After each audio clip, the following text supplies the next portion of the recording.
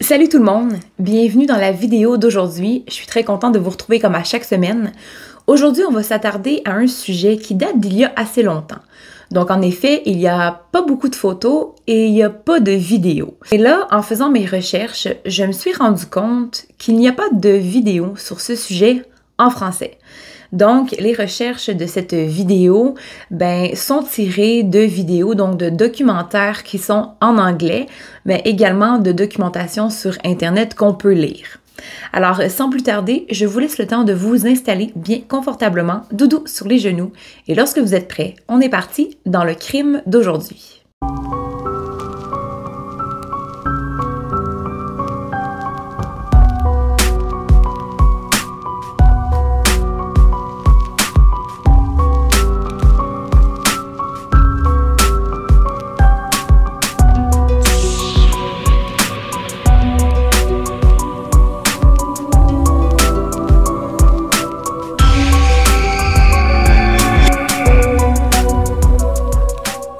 Commençons par le commencement. On va parler un peu de la vie de ce Jesse Pomeroy. On va parler un peu de son enfance. On va parler de ce qu'il a fait de lui, l'homme qu'il est devenu. Donc, Jesse Harding Pomeroy est né le 29 novembre 1859 à Charlestown, au Massachusetts.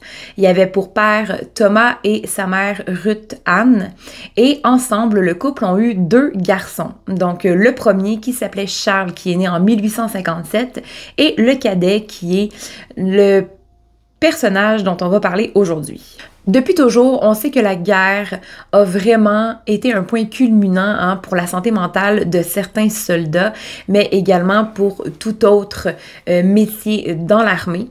Mais elle a également été un tournant marquant dans la vie de Thomas Pomeroy, donc le père de famille. Il a été ouvrier de chantier naval dans la guerre américaine civile, ce qui lui a causé, on pense, un choc post-traumatique de cette guerre-là. En effet, là, la vie est pas comme routinière qu'on a dans la vie normale. Là. On s'entend que c'est quand même la guerre.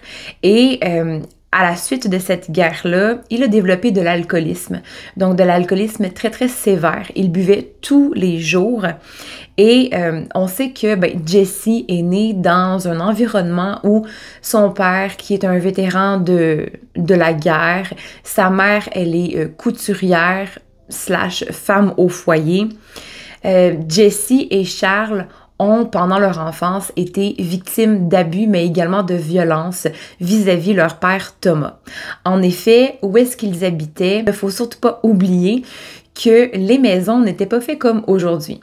En effet, à cette maison-là, donc dans la maison des Pomeroy, il y avait la maison et dans la cour, il y avait les toilettes. Et Jesse était souvent emmené par son père dans les toilettes et c'est là que le cauchemar de Jesse commençait. Il se faisait déshabiller par son père, il se faisait humilier, il se faisait frapper, il se faisait battre avec tout type d'objets, avec des bâtons, avec des ceintures, avec des fouets. Et on sait qu'à ce moment-là, lors de ces événements-là, lors de ces sévices-là plutôt, on doit dire, eh bien, on sait que le père de Jesse, donc Thomas, prenait un plaisir malsain, mais également un plaisir sexuel à battre son enfant. Ça me rappelle un peu l'histoire que j'ai parlé la semaine dernière, donc celle d'Albert Fish.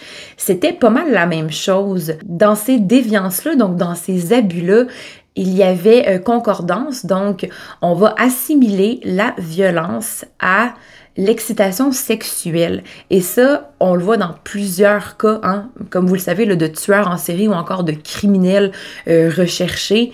La violence va souvent, très très souvent, être associée à l'excitation ou aux pulsions sexuelles. En plus de ça, on sait que la famille Pomeroy était une famille très pauvre. Elle vivait dans l'un des bidonvilles de Chelsea à Boston. C'était vraiment des rues très répugnantes. Il y avait beaucoup... C'était de la pauvreté, tout simplement. Ces gens-là étaient extrêmement pauvres, vivaient dans une extrême pauvreté. Donc, ce qui n'a pas vraiment aidé non plus à l'éducation de Jesse, mais également à son environnement social et affectif. Alors là, en plus, pour ne pas aider la cause, Jesse avait des moyens troubles de santé. En effet, Jesse Pomeroy a été diagnostiqué avec une déficience intellectuelle. Il avait également une maladie qui a touché un œil, donc il y avait un filtre blanc sur son œil droit. En plus de ça, ben, il était souvent victime de crises d'épilepsie, donc il était épileptique. Là, j'imagine, on peut bien s'imaginer qu'à cette époque-là, les maladies, donc la santé, tout ce qui touchait à la santé physique, c'était très mal vu, surtout pour les pères de famille, j'ai l'impression. Ce qui me ramène encore une fois à l'affaire de John Wayne Gacy qui, lui, avait des problèmes cardiaques et on sait que son père était très mesquin, était très malsain avec John Wayne Gacy face à ces problèmes cardiaques-là. En effet, dans le cas de John Wayne Gacy, il avait des problèmes cardiaques, donc ce qui l'empêchait de faire du sport à l'école. Et là, son père s'est mis à associer le fait qu'il ne puisse pas faire de sport avec ses problèmes cardiaques à l'obésité qu'il avait. Donc, on se rattrape encore là, un peu dans le même mood, dans les mêmes pensées qui aujourd'hui, ben, une chance n'existe plus, là, mais à cette époque-là, c'était la même chose. Donc, j'imagine bien là, que la santé de Jesse était fragile. C'était un petit garçon qui, en plus de ça, était intimidé à l'école. Il était harcelé à l'école à cause de ses crises d'épilepsie, à cause du filtre blanc qu'il avait sur l'œil droit, mais en plus de ça, à cause de sa déficience intellectuelle. Donc, il était harcelé. C'était un enfant qui n'avait pas énormément d'amis. Alors là, pour ne vraiment pas aider la cause, les passe-temps de Jesse était assez spécial, hein, assez bizarre, là.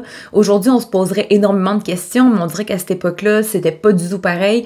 Les mentalités n'étaient pas du tout pareilles non plus. On sait que Jesse adorait lire. C'était vraiment quelque chose qui l'aidait à passer, je pense, au travers de toute l'intimidation qu'il vivait à l'école, mais également au travers des actes, hein, des abus sexuels, mais également de la violence que son père lui faisait subir. Il lisait énormément de livres. Il passait le 3/4 du temps le nez enfoui dans les bouquins. Et ça, on va le voir un peu plus tard également lorsqu'il a été arrêté et mis en prison. C'était la même chose. Et par contre, il y a quelque chose qui est assez bizarre, en fait. Jesse, alors qu'il était encore au primaire, là, donc 9, 10, 11 ans, il lisait beaucoup de livres, mais c'était des livres sur les guerres, un livre sur la violence, donc des livres d'horreur. Il adorait ça. Et lorsqu'il venait à jouer avec des amis, parce que, bon, il était victime d'intimidation, mais il y avait quand même des amis. Et lorsqu'il arrivait pour jouer avec ses amis, il reproduisait exactement les mêmes scènes qu'il lisait dans ses livres.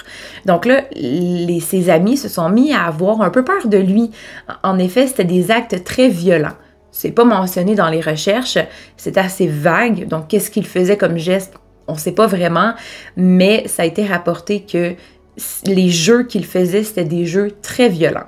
On sait également que très tôt dans son enfance, Jesse Pomeroy a développé l'une des facettes de la triade McDonald, donc la torture sur animaux. On sait que Ruth, sa mère, adorait les oiseaux, elle adorait les chats, elle adorait les chiens et souvent, elle se procurait des animaux et elle s'en procurait toujours par groupe de 2. Et à un moment, Ruth a décidé d'adopter 2 oiseaux. Tout se passait super bien jusqu'à ce que quelques jours plus tard, on découvre les 2 oiseaux avec le cou tordu. À ce moment-là, on ne sait pas qu'est-ce qui s'est passé. On n'a aucune idée, mais c'est juste bizarre. Quelques jours plus tard, Jesse Pomeroy va être surpris en train de torturer le chat du voisin. Et là, lorsqu'on a retrouvé Jesse en train de torturer le chat du voisin, sa mère a bien vite réalisé que quelques jours plus tôt, c'était clairement lui qui avait tordu le cou des oiseaux. Alors à partir de cet instant-là, Ruth décida de ne plus faire entrer aucun animal à la maison par peur que son fils continue de tous les tuer. C'est donc à l'âge de 11 ans que Jesse Pomeroy décida de ne plus être l'harcelé, mais devenir l'harceleur, de ne plus être intimidé, mais de devenir l'intimidateur. Il retourna donc sa veste et c'est à partir de cet instant-là que la triste histoire de Jesse Pomeroy va commencer.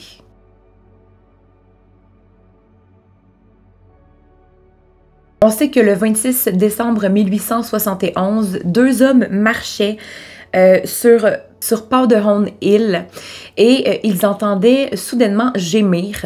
Donc, ils se sont dirigés vers les gémissements qui étaient situés dans une maison isolée. Lorsqu'ils ont ouvert la porte de cette maison-là, il y avait un petit garçon de 4 ans qui était suspendu à des poutres de la vieille maison abandonnée par les poignets. Il était déshabillé, il hurlait, il gémissait, il pleurait. Il était littéralement en hypothermie. Il avait les lèvres bleues, le teint très très pâle, presque grisâtre.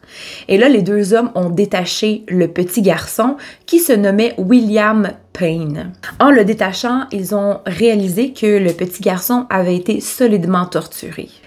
Il avait subi beaucoup de lésions contondantes et le petit garçon, dans la journée, avait été vu avec un garçon plus grand que lui, avec les cheveux bruns, mais c'est tout ce qu'on avait comme indice à ce moment-là. En février 1872, le petit Tracy Hayden, âgé de 7 ans, a été également retrouvé à la vieille maison isolée de Powderhorn Hill. Il avait lui aussi été attaché au poignet. Il avait énormément de bleu sur le corps et il avait le nez cassé. Il avait, tout comme la première victime, été déshabillé, torturé et il avait été menacé que s'il parlait, Jessie lui couperait les parties génitales. Le 20 mai 1872, Bobby Mayer, âgé de 8 ans, a été attiré par Jessie par sa promesse de l'emmener au cirque Barnum, mais Jessie l'emmena plutôt dans des toilettes isolées pour le torturer, pour le fouetter avec un bâton, tout en se caressant lui-même. Il a pris peur parce qu'il a été dérangé par des passants. Mais avant de s'enfuir, Jessie a menacé le petit Bobby que s'il parlait, il lui couperait les parties génitales et finirait par le tuer.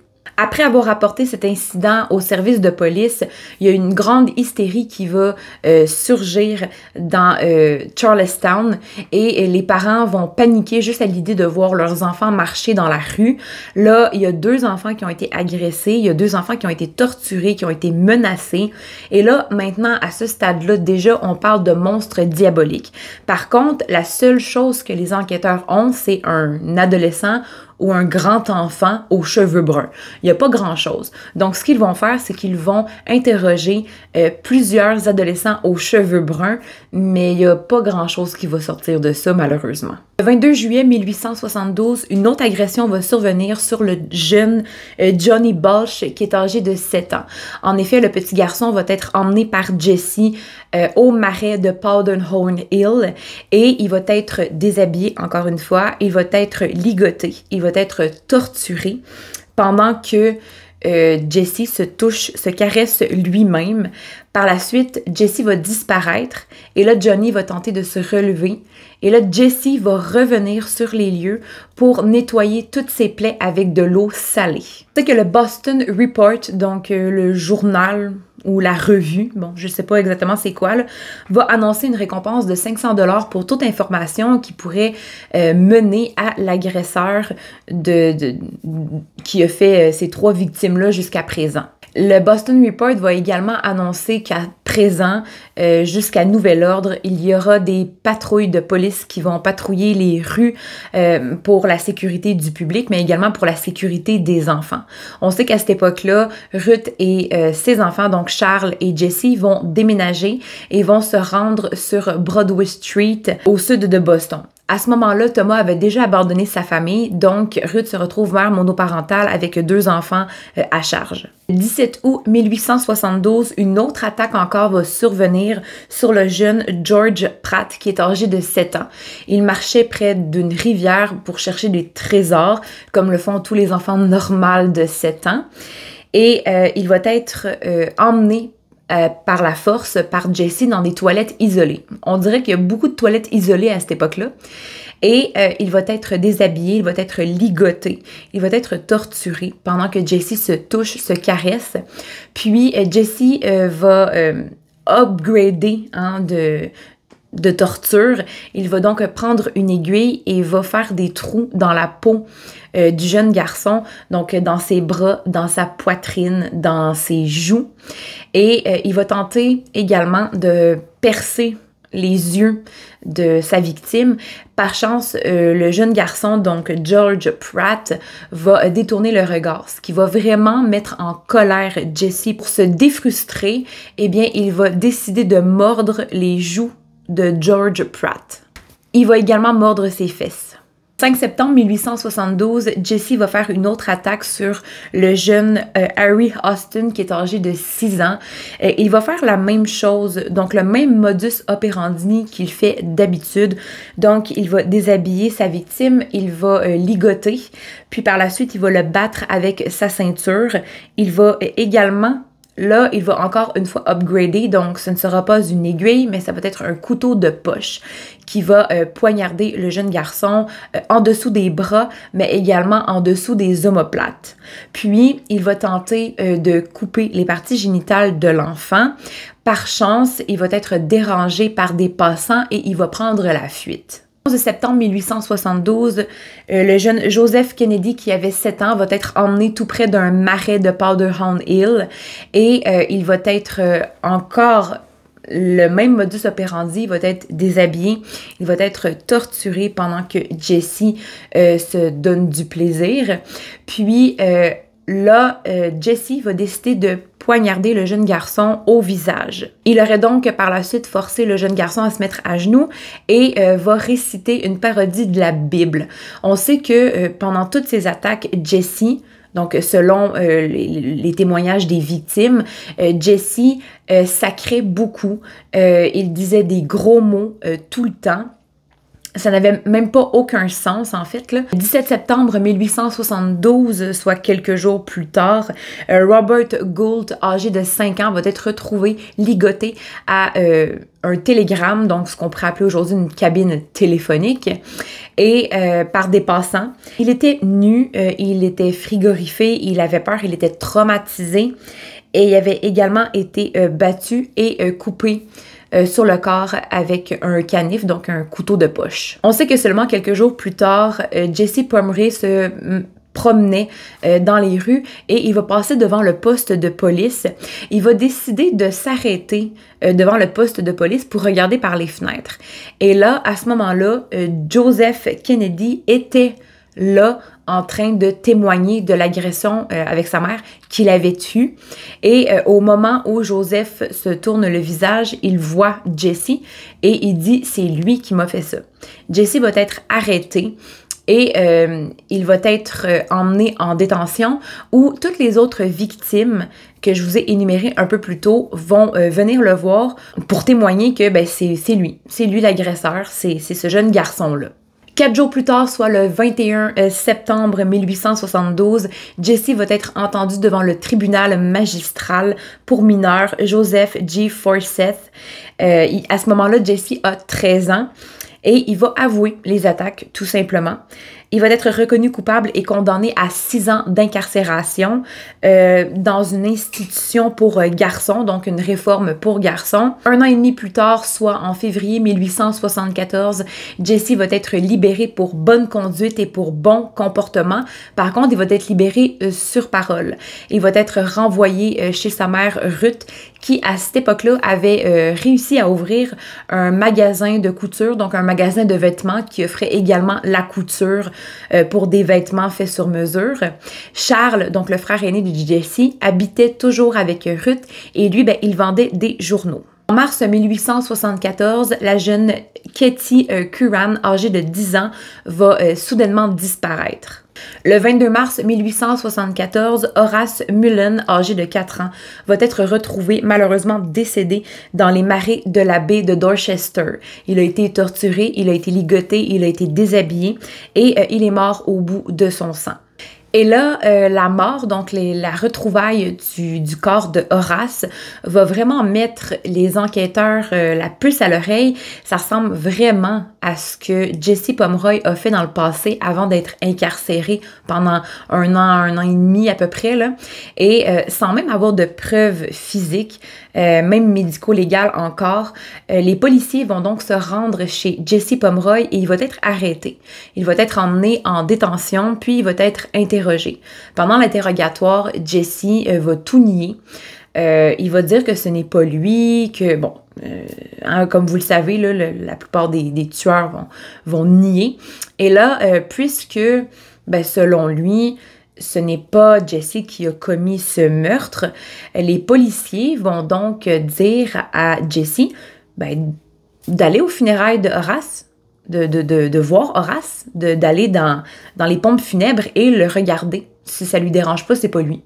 Alors, au début, Jesse ne sera pas trop sûr de vouloir le faire et finalement, il va y aller. Et lorsqu'il va voir le corps de Horace qui a vraiment été mutilé, ses parties génitales ont été coupées, il y avait beaucoup de bleu, beaucoup d'ecchymose, Jesse va s'effondrer complètement. Et il va dire aux enquêteurs de le placer à un endroit où il ne pourrait plus jamais faire ce genre de choses-là. Et là, pendant l'analyse médico-légale, donc le coroner, il va non seulement regarder le corps de Horace, mais il va également regarder le corps de Jesse. Jesse a plusieurs griffures sur le visage et on a retrouvé en dessous des ongles de Horace, petit garçon de 4 ans, des bouts de peau. Donc, ce qui prouve que le petit garçon s'est débattu pour sa vie. Malheureusement, il a perdu la bataille contre quelqu'un de beaucoup plus grand que lui, mais ça vient corroborer le fait que l'agresseur pourrait et est probablement Jesse. Les policiers ont également retrouvé des taches brunâtres, rougeâtres sur la chemise en flanelle que portait Jesse. Ils vont également retrouver des traces de pas dans le marais où le corps de Horace a été retrouvé, qui concordent avec les traces de pas de Horace, mais également de ceux de Jesse, donc la grandeur des pieds, la grandeur des souliers. Ils vont également retrouver chez Jesse un canif, donc un couteau de poche, et sur ce couteau de poche-là, il y avait des taches brunâtres, rougeâtres, séchées, donc ce qui vient vraiment encore plus prouver que Jesse a été en contact avec Horace et que c'est lui qui l'a tué. Les marques de coupure de Horace concordaient avec le couteau de poche qui a été retrouvé chez Jesse et qui était ensanglanté. Alors qu'il était toujours au commissariat de police, les enquêteurs vont donc décider de se rendre chez les Pomeroy pour fouiller, donc à la recherche de d'autres preuves. Et là, dans leur esprit, la disparition de Cathy va faire surgir et, bien que c'était une des plus vieilles victimes, donc 10 ans, bien que ce soit une fille, donc toutes les victimes de Jesse étaient des garçons, on pense que ce serait Jesse. Donc, ils vont se mettre à fouiller un peu. Ils vont également fouiller le magasin de la mère de Jesse, donc Ruth. Et au sous-sol, ils vont découvrir des restes humains qui étaient dans un tas de cendres dans les toilettes. Et là, ils vont évidemment demander à Jesse qu'est-ce que la jeune fille fait là.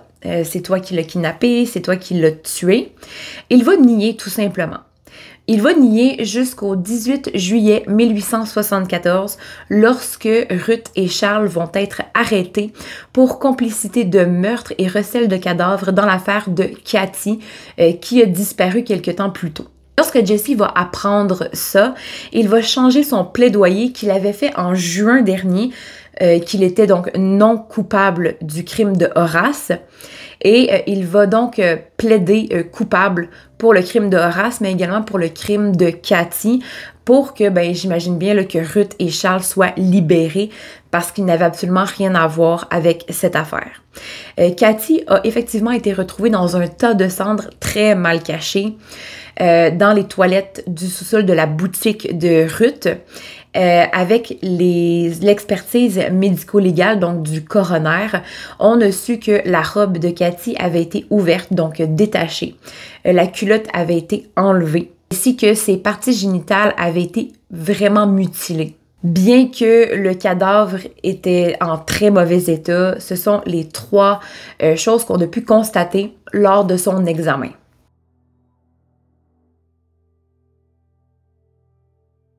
C'est en novembre 1874, lors du procès, qu'il y a un médecin de cette affaire qui va déclarer que Jesse Pomeroy est juste fou et qu'il a des tendances sociopathiques. Pourtant, l'accusation, elle, va l'accuser de meurtre au premier degré puisqu'il y avait préméditation. C'est le 10 décembre 1874 que Jesse Pomeroy va être reconnu coupable de meurtre avec atrocité extrême. Bon, ce qui, selon la loi du Massachusetts, équivaut pas mal au meurtre au premier degré, donc avec préméditation. Et il va être condamné par la pendaison, soit en février 1875. On sait que le gouverneur William Gaston va refuser de signer les papiers pour la mise à mort de ce jeune garçon-là. Il veut vraiment pas avoir la responsabilité tout le reste de sa vie d'avoir mis à mort un enfant de 16 ans. Et on sait que le conseil du gouverneur vont devoir voter à plusieurs reprises, soit 3 fois. Les 2 fois, le gouverneur William va refuser de signer et on sait que ça prend vraiment toutes les signatures pour pouvoir mettre à mort quelqu'un. Finalement, au 3e vote, on sait que la condamnation par la pendaison de Jesse Pomeroy va être reformulée plutôt par la prison à vie en isolement. Donc, c'est en août 1876 que la peine de prison à vie à l'isolement va commencer pour le jeune Jesse Pomeroy qui est à cette époque-là âgé de 17 ans. On sait que c'est le 7 septembre 1876 que Jesse Pomeroy va commencer sa peine de prison et va être envoyé à la prison de Suffolk, soit dans l'État de Charlestown. Il va donc passer 40 ans en isolement. 40 ans derrière les barreaux, 40 ans seul, à ne voir aucun visage sauf celui des gardiens qui viennent lui apporter à manger et des livres, puisque c'est vraiment en prison qu'il va recommencer, qu'il va continuer à lire énormément. Et on sait qu'en prison, donc en isolement, il va apprendre la langue hébreu et il va également apprendre l'allemand. Il y a un psychiatre, évidemment, qui va venir le voir très souvent et il va dire dans ses commentaires, donc dans ses notes du dossier de Jesse Pomeroy, qu'il parlait très bien l'allemand et qui était capable de l'écrire très bien également. On sait que Jesse Pomeroy, durant toutes ces années en isolement, va tenter à 12 reprises de s'enfuir de la prison sans jamais être capable. Les gardiens vont découvrir un tas de choses, un tas d'outils que Jesse avait fabriqués lui-même. Des genres de clés, des ciseaux, des crayons, plein d'outils pour essayer de s'enfuir et ça va être déclaré, donc Jesse va être déclaré comme un ingénieux, la personne la plus ingénieuse de la prison à cette époque-là. C'est en 1917, soit après 41 ans d'isolement, que Jesse Pomeroy va pouvoir sortir de l'isolement et pouvoir se mélanger au reste des incarcérés de la prison. On sait qu'au départ, il ne voulait même pas sortir de sa cellule, à moins d'être gracié, mais finalement, il aura donc pas le choix de sortir et il va finir par s'accoutumer à la vie de prison avec d'autres prisonnier. On sait même qu'il va faire plusieurs pièces de théâtre à la prison et il va continuer de lire ses livres et d'apprendre des langues étrangères. En 1919, soit à l'âge de 70 ans et dû à sa santé qui est très fragile, Jesse Pomeroy va donc sortir de prison et être emmené à l'hôpital de Bridgewater pour les criminels aliénés, pour finalement mourir 3 ans plus tard, soit le 29 septembre 1932.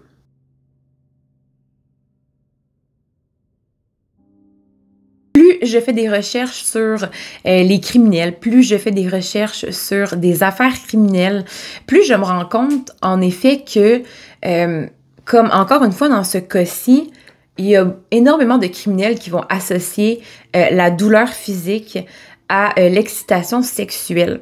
On l'a vu dans le cas d'Albert Fish, on l'a vu dans énormément de cas de tueurs en série ou encore de criminels, même s'ils ne sont pas tueurs en série, là, même ceux qui ont commis 1 ou 2 crimes. On le voit dans beaucoup de choses. Et encore une fois, dans l'affaire de Jesse Pomeroy, on voit qu'il refait exactement ce que son père lui a fait subir. Ce que je veux dire par là, c'est que Dans son cerveau, dans le cerveau de l'enfant qui est en plein développement, Jessie, étant plus jeune, a été emmenée dans un coin isolé, donc sur le terrain de sa maison, dans les toilettes. Exactement ce qu'il va faire avec toutes ses victimes lorsqu'il emmène ses victimes dans les toilettes isolées ou encore dans la maison isolée de Powderhorn Hill. Ensuite, on sait que son père le déshabillait pour ensuite le battre, le torturer, le fouetter. Il va faire exactement les mêmes choses que ce que son père lui faisait subir à ses victimes. Donc, il va les déshabiller, il va les torturer, les ligoter, il va les fouetter avec plusieurs objets, le ceinture, bâton, aiguille. Ensuite, il va upgrader avec des couteaux, donc ce qui peut tuer sa victime. Peut-être pas, peut-être que oui. Et avec des menaces, donc n'en parle pas. Ici, on peut pas dire que Jesse Pomeroy était fou, était aliéné, puisque justement, énormément de ses victimes qui vont mentionner que Jesse avait menacé que si ses victimes parlaient, il allait leur couper les parties génitales. Donc, si on est fou, on ne sait pas ce qu'on fait est bien ou mal. En fait, ce qui va vraiment différencier quelqu'un de fou, bon, avec des troubles de santé mentale, aujourd'hui, avant on appelait ça fou ou aliéné, eh bien c'est justement ça, c'est justement le fait de faire la différence entre le bien et le mal. Donc une personne qui est folle ou qui est aliénée ou qui a des troubles de santé mentale, par exemple, aujourd'hui, bon, on sait que la schizophrénie existe, la psychose, les hallucinations et tout ça, eh bien, lorsqu'elle va faire quelque chose, elle ne va pas se cacher, elle ne va pas tenter non plus de cacher son geste puisqu'elle ne sait pas que c'est mauvais. On voit la différence. Et ici, avec Jesse, il était clairement au courant de ce qu'il faisait. En effet, on peut dire que son enfance a affecté son développement social, son développement sexuel également, mais on peut pas dire qu'il était fou. Il a pris la décision de faire ce genre d'acte-là. Avec ce qu'on peut voir, il y avait énormément de rage dans ce garçon-là. Je pense vraiment que c'est le fait qu'il a été abusé, il a été violenté lorsqu'il était plus jeune, il a été harcelé, il a été intimidé également à l'école. Donc, on a ri de lui, on a profité de lui, on l'a trahi. Donc, je pense vraiment que c'est ce genre de choses-là qui va faire en sorte que le futur criminel ou encore le criminel va prendre la décision de le devenir. C'est une très grosse rage, c'est des pulsions de colère et également ça va être une association entre un crime et une libération sexuelle ou encore une libération de soi, tout simplement. Donc, dans le cas de Jesse Pomeroy, c'était une libération sexuelle tout simplement, puisque pendant l'acte, donc pendant qu'il torturait ses victimes, il se masturbait, donc il se donnait du plaisir. Sûrement ce que son père faisait lorsqu'il était plus jeune. Donc, il a vraiment associé ces deux choses-là et peut-être qu'on peut aller plus loin en disant qu'il a associé la masculinité avec ces actes-là. On s'entend que Jesse Pomeroy, son père, c'était justement sa figure paternelle, peut-être la première figure d'autorité élevée dans ce genre d'ambiance-là. On ne sait pas vraiment ce que Ruth a fait dans ces années-là. Est-ce qu'elle était au courant? Est-ce qu'elle n'était pas au courant? Est-ce qu'elle a tenté de protéger Jessie ou pas? Est-ce qu'elle était consentante de ce que Thomas faisait? En fait, qu'est-ce qu'on aurait pu faire pour éviter ce genre d'acte-là? C'est lorsque Jessie a été incarcéré la première fois, lorsqu'il a eu son premier procès. En effet, il était jeune, il avait 13 ans. C'est vrai que c'est jeune, mais je pense que 1 an et demi en prison, c'est pas assez. Premièrement. Deuxièmement, c'est pas la prison que ça lui aurait pris, c'est plutôt une très longue thérapie psychocomportementale. Et l'isolement, je ne pense pas non plus que ça aide. Ici, dans ce cas-là, on peut parler, Jessie a passé à 2 cheveux d'être pendu et c'est simplement à cause d'un gouverneur que finalement il a pu vivre encore plusieurs années pour mourir à l'âge de 72 ans, 73 ans. Comme vous le savez, moi je suis contre la peine de mort. J'en ai déjà parlé dans une autre vidéo, je me cache pas de ce sujet-là. Je suis contre ça, notamment pour plusieurs raisons. Premièrement, il y a beaucoup d'incarcérés qui ont été condamnés à la peine de mort et quelques années plus tard ou des dizaines d'années plus tard, ben finalement, c'était pas eux qui avaient commis le crime. Donc, la science peut toujours se tromper, les jurys peuvent se tromper, les preuves aussi peuvent être très trompantes. Donc, c'est pas des décisions faciles et c'est pas une décision qui est la bonne nécessairement.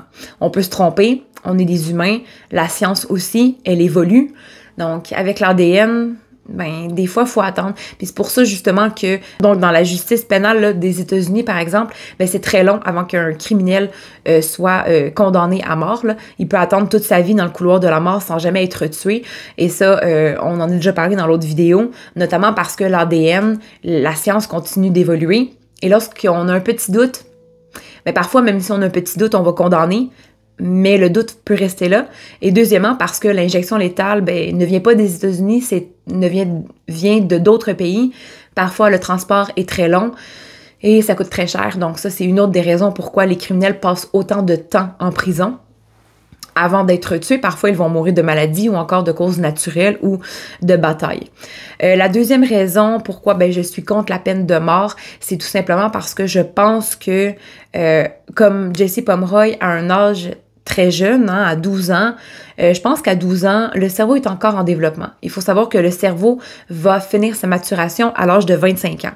Donc, il lui restait plus de 10 ans avant que son cerveau finisse de se maturer. Peut-être qu'on aurait pu le sauver, peut-être qu'on aurait pu l'aider au lieu de l'envoyer en isolement, ou s'il avait été pendu, ben voilà, on a manqué peut-être d'informations concernant ce genre de personnalité-là. Et ben, ces gens-là peuvent servir. Même s'ils sont en prison, ils peuvent servir. Ils peuvent faire énormément de choses pour aider la société, pour se racheter, entre parenthèses, pas du tout, là, mais ils peuvent faire plusieurs choses pour se rendre utiles à la société, même s'ils sont en prison. Donc, je pense qu'ils peuvent être utiles d'une façon soit scientifique, d'une façon sociale encore. Ils peuvent vraiment être utiles d'une autre façon que ben, l'injection létale ou encore bon, la pendaison dans le cas de Jessie, ou encore en isolement. L'isolement a été prouvé que c'est néfaste pour le cerveau.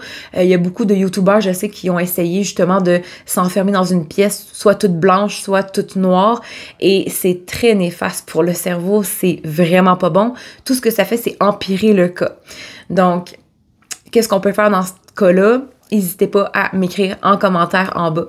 Si vous avez aimé le sujet de cette vidéo, n'hésitez pas à liker, vous pouvez vous abonner, partager la vidéo et ben, soyez là chaque semaine. Chaque semaine, je fais des vidéos sur des tueurs en série, sur des affaires de kidnapping, de séquestration ou encore de meurtres irrésolus et ensemble, on essaie d'enquêter sur ces affaires-là pour s'éduquer et aussi pour se rendre plus conscient de la société dans laquelle on vit. Alors, sur ce, j'espère que vous avez passé un bon moment avec moi. On se retrouve la semaine prochaine pour un nouveau sujet. Mais d'ici là, prenez grand soin de vous et de ceux qui vous entourent. Ciao, ciao!